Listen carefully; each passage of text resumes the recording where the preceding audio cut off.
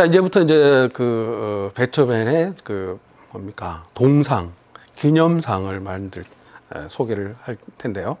초상화는 그냥 이렇게 액자에다가 그림을 그려가지고 뭐 차지하는 공간도 크지 않고 제작비도 많이 들지 않기 때문에 뭐 누구든 아니면 뭐 조금 물감값만 있으면은 그렇게 큰 예산을 들지 않고 그릴 수도 있고 뭐 전시도 자기 집에 걸어놓을 수도 있는데요.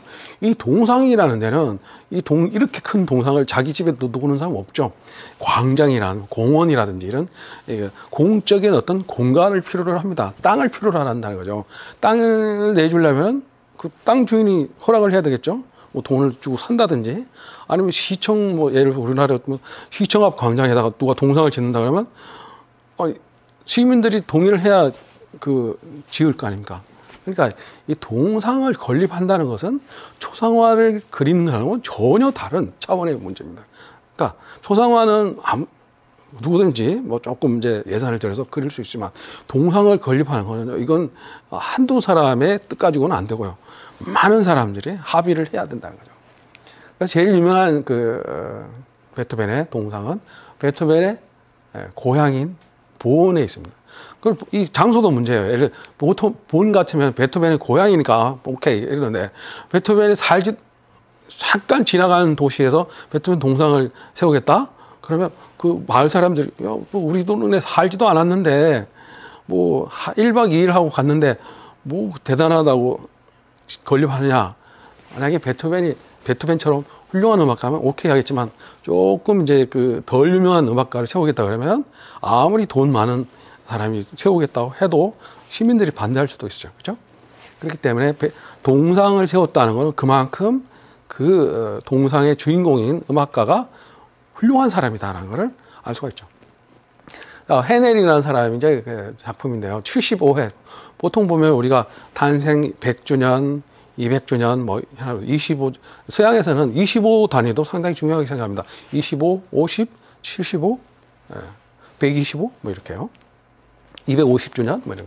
75회 생일, 일찍 돌아가셨으니까 75회 생일 맞아서, 이 사람 좀 기념을 해야겠다. 근데 누가 주도를 했는지도 중요한데요.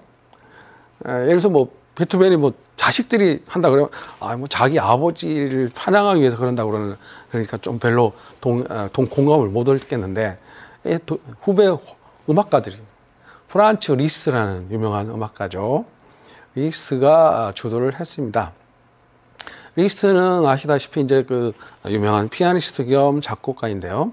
이분이 이제 한 일 중에 또 하나가 이 베토벤, 보통 그 당시만 해도 작곡가들이 돌아가시고 나면은요, 별로 관심을 안 가졌어요. 왜냐하면 다시 또 다른 작곡가가 태어나서 음악을 공급을 하기 때문에 옛날 작곡가에 대한 별로 관심이 없었는데 이때부터 이제 옛날 작곡가에 대한 관심을 갖게 되면서 리스트가 베토벤을 너무 존경하다 보니까 이 동상을 세우겠다 이렇게 합니다. 동상을 세우려면 아까 말씀드렸지만 땅을 확보를 해야 되고요. 이 큰 동상을 하려면 뭐 굴이든 뭐 돌이든 재료가 필요하죠. 또 조각가에게 또 작품료도 줘야 돼요. 그렇기 때문에 적지 않은 예산이 듭니다. 리스트가 내가 세우고 싶다 합의를 털어서 하는 것도 한계가 있죠. 그리고 이제 이런 거는 시민들이 같이 이렇게 십시일반으로 모금을 해서 위원회도 만들고 이렇게 하는 게 의미가 있으니까 리스트가 이제 준비위원회를 만들어서 준비를 합니다.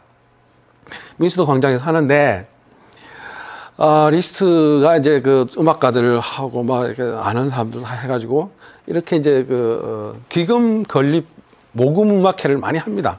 그거 했는데 돈이 모자라서 나중에 이제 결국은 리스트가 자기 사비를 좀 상당히 많이 털어넣었어요. 그리고 보통 총대를 매는 사람이 한 명 있어야겠죠. 리스트 덕분에 베토벤의 동상이 세워지게 됩니다. 그러니까 동상만 세워지고 끝 하는 게 아니고 3일 동안 이 보원에서 3일 동안 베토벤 축제가 벌어졌습니다. 그래서 전 유럽에 있는 사람들이 와가지고 동상 건립 과정도 보고 그다음에 음악회도 즐기고 이렇게. 그래서 이게 이제 발달이 돼서 지금 보원에 가시면은 해마다 베토벤 축제가 열리는데 이때가 이제 베토벤 축제의 효시라고 볼 수가 있습니다. 이 동상 개막식 때는 또 개막식 때 누가 왔느냐도 중요하잖아요. 뭐 별로 뭐 했는데 뭐 아는 사람 몇 명 있고 시시하게 이렇게 끝냈다. 오, 영국 여왕이 왔어요.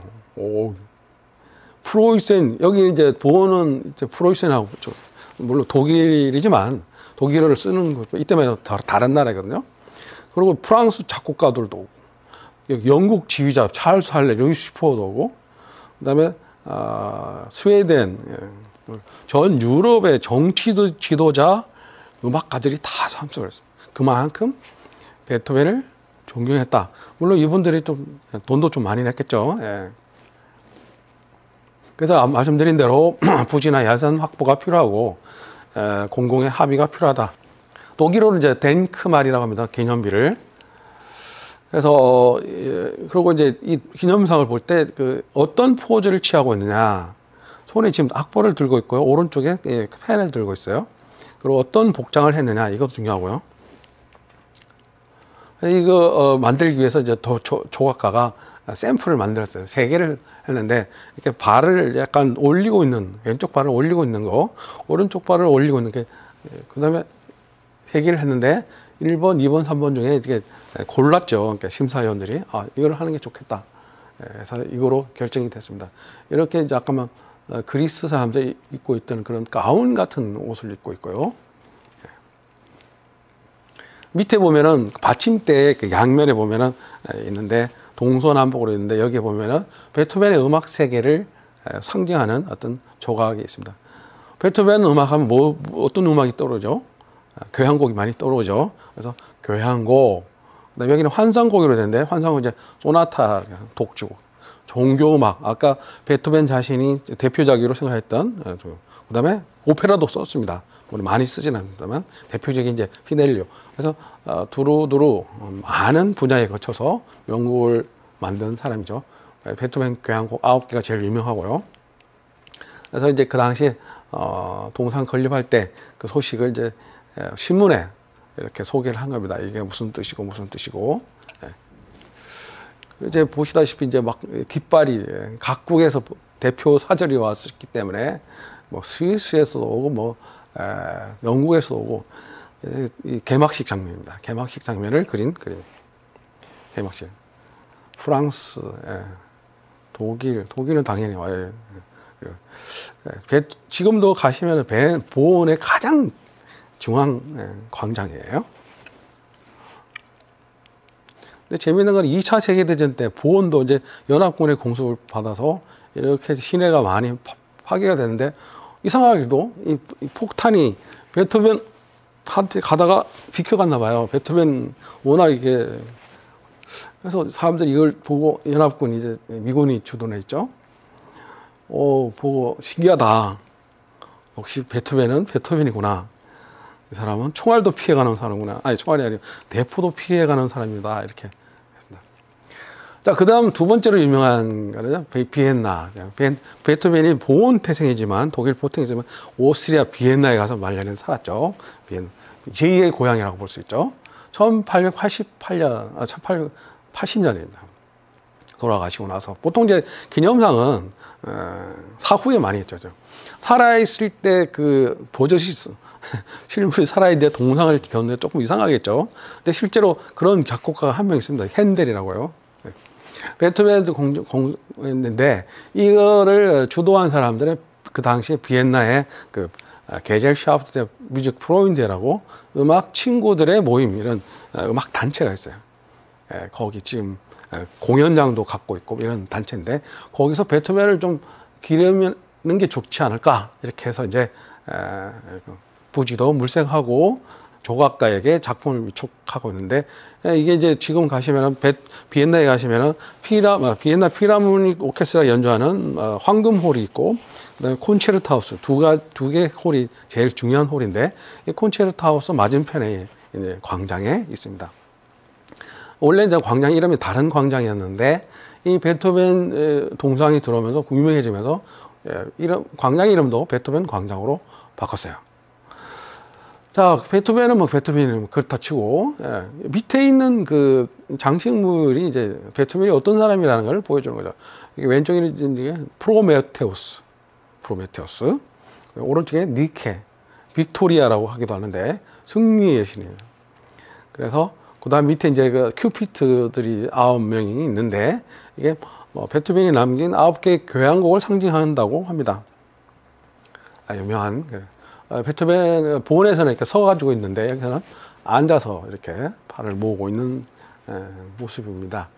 어떤 사람들은 이 당시 이제 그 개막식 때고요. 미켈란젤로의 모세상과 유사한 구도다 이렇게 이야기를 합니다. 여기 이제 좀 비슷한가요? 이게 이제 미켈란젤로의 모세상이고 베토벤. 이거는 이제 야외에 이렇게 본격적으로 동상이 있습니다만 아까 말씀드린 대로 콘체르토 하우스 로비에 가셔도 이렇게 실내 버전으로 베토벤의 기념상을 만날 수가 있습니다. 이것도 흉상 버전으로 제작해서 지금 이제 외부로 이제 반출하려고 작년인가가 이제 베토벤 탄생 250주년인데 뭐 코로나 때문에 많이 행사를 못했습니다만 이 베토벤 요 기념상 흉상도 외국을 순회하면서 전시회도 열었습니다. 이게 이제 그 당시 이제 잡지에 나온 베토벤 그죠? 이 요 머리 부분만 따가지고 했고 이 나머지 이제 바거너라든지 뭐 오펜바흐라든지 그 당시 작곡가들이 상당히 그 존경했다 이런 뜻이고요. 이런 베토벤 동상 앞에 기념일이 되면은 이렇게 작은 음악회도 합니다. 이게 실내 버전이죠. 이게 동상 버전. 그 당시에도 신문에서 이렇게 보도를 했고요. 베를린에 가셔도 티어가르텐이라는 그 공원에도 베토벤의 조각상을 볼 수가 있습니다. 베토벤만 있는 게 아니고 그 뒤에 보면은 슈베르트, 모차르트도 함께 있습니다. 자, 베토벤 하면은 독일에서 태어나서 오스트리아에서 활동한 작곡가입니다만 외국에서도 베토벤의 기념상을 볼 수가 있습니다. 이게 뉴욕 브루클린 프로스펙트 파크입니다. 뭐 이 그 뉴욕 사람들이 베토벤을 존경해서 이렇게 흉상을 만들어서 공원에 세웠을 가능성도 있고요. 또한 이제 독일계 이민이지 않습니까? 미국의 많은 그 나라에서 이민을 왔는데 독일계 이민들이 이제 우리 독일에서 온 사람들끼리 한번 뭉쳐보자. 해서 뭐 우리 요즘으로 하면 향후회죠. 독일 향후회 같은 걸 만들어 가지고 우리가 좀 뭐 기념 사업을 해야 되는데 우리 독일이 내세울 만한 게 뭐가 있나 이렇게 그래서 베토벤 선생님 흉상을 우리 동네 공원에 세우자 이렇게 해서 이제 세운 겁니다. 센트럴 파크도 있고요. 뉴욕 센트럴 파크. 근데 약간 고개를 숙인 채 이렇게 뒤에 이제 뭐 흉상이라서 걸어다니는 모습은 뭐 없습니다만 약간 사색에 잠겨 있는 그런 모습입니다. 센트럴 파크에서 개막식 할 때도 많은 사람들이 와서 축하를 했고 여기 이제 가설 무대에서 음악회도 연주를 했는데요. 이 센트럴 파크에 있는 작가가 똑같은 모습의 조각을 골든 게이트 파크, 샌프란시스코에 있는 에도 세웠고, 요 밑에 이제 하단 부분만 조금 다르게 생겼습니다. 워싱턴 국회 도서관의 그 회랑에도 유명한 사람들이 뭐 셰익스피어라든지 이런 사람들의 동상이 있는데 베토벤도 그 자리를 차지하고 있습니다. 네, 베토벤 기념상은 체코 카를로 비발이라는 곳에도 있는데요. 1929년에 세워졌습니다. 체코 카를로 비발이라는 곳은 베토벤이 독일 사람도 아닌데 이 동네하고 무슨 관계가 있나 이렇게 찾아보니까요. 1812년 7월 여름인데도 어떻게 불이 났네요. 온천 휴양지에 대화재가 났어요. 그래서 많은 가옥들이 불에 탔습니다. 그런데 이 베토벤은 평소에 아까도 말씀드렸다시피 여름이든 뭐 겨울이든 이 근처에 온천을 자주 다녔는데 여기 카를로 비발이라는 곳은 비엔나에서 조금 떨어진 곳입니다. 아주 가까운 곳은 아니고 거기를 몇 차례 방문을 했어요. 자기가 즐겨 가던 온천 휴양지가 불에 탔으니까 얼마나 마음이 아프겠습니까? 그래서 친구들 불러가지고 뭐 자선음악회를 열었는데 아무래도 오케스트라 가지고 하면은 조금 동원하는 사람들이 많기 때문에 뭐 이렇게 절차가 복잡하잖아요. 그래서 자기는 피아니스트니까 피아니스트는 자기가 이제 확보가 됐고 친구 바이올리니스트한테 연락해서 야 우리 둘이 가서 저기 동네 가서 이 자선음악회를 해주자. 그래서 자선음악회를 하면 보통 이제 티켓 값이 정해지지 않죠. 그래서 감명 받은 대로 뭐 10만 원이든 100만 원이든 그 입구에 모금함에다가 돈을 넣는 거죠. 물론 자선음악회니까 출연진들은 개런티 없습니다. 그래서 모아가지고 이 화재 복구를 위해서 쓴 거죠. 베토벤이 이렇게 좋은 일도 했습니다. 그러니까 물론 이 두 사람이 모은 모금 가지고 이 화재 복구에 이런 완전히 미치지는 못하지만 그래도 얼마나 고맙습니까? 우리도 뭐 어려울 때 외국에서 조금 도와주면 상당히 고마움을 느끼죠. 그래서 나중에 보니까 이제 이 동네에서 베토벤이 유명해지니까 우리 동네에 베토벤 기념상을 세우자. 그런데 베토벤이 뭐 온천하러 몇 번 왔다 갔다는 건 아는데 뭐 다른 곳도 많이 갔으니까 뭐 굳이 해야 될 필요가 있느냐 이런 사람도 있었는데 이게 딱 걸린 거죠. 자선음악회를 했다는 사실. 고마운 분이다. 그래서 이렇게 오케이가 돼가지고 지었습니다. 근데 잘 지었죠. 이렇게 막 안에 계단도 있고 이렇게 멋있게 공간도 베토벤이 알았다면 무덤 속에서 그때 가기를 잘했구나. 가서 자선음악회 하기를 잘했구나. 이렇게 이런 좋은 동네에서 시골 동네에서도 나를 알아주다니. 물론 지금도 이제 복구가 돼가지고 온천으로 유명하죠. 많은 관광객들이 와서 베토벤 기념상도 보고. 자, 일본에도 있습니다. 여러분 이제 제가 퀴즈를 하나 낼 텐데요. 다 아시는 베토벤의 합창교향곡을 전 세계에서 가장 자주 많이 연주하는 나라 어디일까요? 힌트는 여기 있습니다. 일본이에요, 일본. 독일도 아니고. 왜 그런지 모르겠어요. 근데 일본 사람들이 이 곡을 참 좋아하고 베토벤도 좋아하고 나루토라는 데서 이제 연주가 되는데 누가 연주했냐면요. 독일군 포로들이 와서 연주를 했어요. 그 당시 이제 1차 세계대전 때인데요. 영국하고 일본이 같은 연합군이고 독일하고 싸우고 있었습니다. 그래서 독일이 중국의 칭다오라는 그 도시를 이제 점령을 하고 있었는데 1차 대전이 끝나고 나서 이제 영국이 이제 중국하고 머니까 동맹국인 일본한테 이 칭다오를 점령했을 때 그 포로들을 좀 관리를 해달라 이렇게 부탁을 합니다. 칭다오에서 붙잡은 그 영국 군들을 일본 본토에 데려다가 수용소 막사를 지어놓고 이제 거기다가 수용을 하는 거죠. 근데 그 일본하고 영국은 실제로 뭐 싸운 일도 없고 영국하고 싸웠죠. 독일하고 싸운 일 없는데 관리만 해주는데 보니까 이 포로들이죠. 포로들도 먹고 살아야 되잖아요. 그래서 포로들이 상당히 문화생활을 즐기더라는 거죠.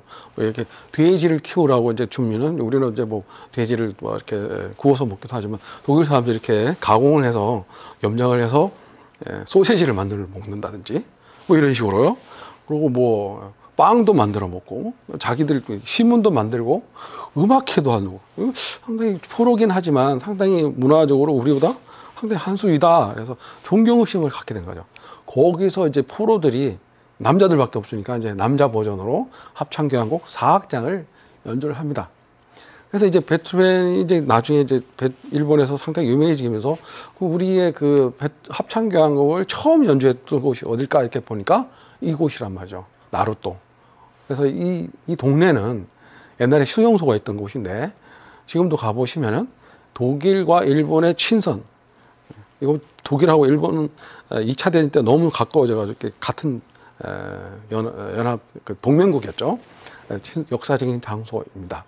1997년에 이 나루토라는 동네가 시승격이 50주년을 맞는데 그 기념할 때 뭘 해야 되냐? 우리 동네가 유명해진 거는 바로 베토벤 덕분이다. 그래서 베토벤 기념상을 지휘하는 모습이죠. 여기 보시면 포로 수용소 이렇고 제9가 뭐냐면은 베토벤 9번 교향곡이에요. 제9의 일본 초연 장소. 지금 이제 수용소를 그대로 이제 박물관처럼 사용하고 있고요. 그 시내에다가 이제 기념관 있고, 그 당시 이제 그 포로들이 노인태, 그러니까 나인스죠. 9번 교향곡 해서 베토벤 기념상을 모델로 했던 월계관까지 있네요. 그 당시 이제 포로 수용소에서 이 연주회를 하면서 찍었던 팜플렛 모습입니다. 이건 뭐냐면요, 1983년부터 일본에서는 이렇게 큰 체육관에서 합창단 10,000명이 모여가지고 이렇게 연주를 합니다. 여기 오케스트라고요. 여기 검은 옷을 입은 사람들은 남성, 흰 블라우스 입은 사람들은 여성. 아무래도 여성들이 이제 합창에 관심이 많으니까, 이건 뭐 배보다 배꼽이 더 크다고, 오케스트라보다 이게 합창단이 훨씬 많죠. 객석에는 한 2,000명 있고, 연주자가 더 많아요. 자, 이게 1983년부터 매년 12월이 되면 오사카에서 이런 행사를 벌입니다. 이러면 10,000명, 그러면 뭐 마음만 먹으면 여기 합창단에 가입을 할 수 있느냐?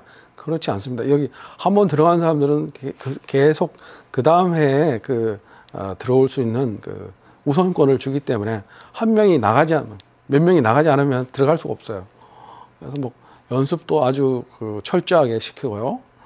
악보를 보지도 않고 연주를 합니다. 이런 전통. 일본 사람들이 이걸 좋아하는 이유에 대해서 뭐 여러 가지 이제 있습니다만, 기독교를 대신할 수 있는 어떤 종교 문화, 이런 것을 이제 이런 합창 교향곡 연주를 통해서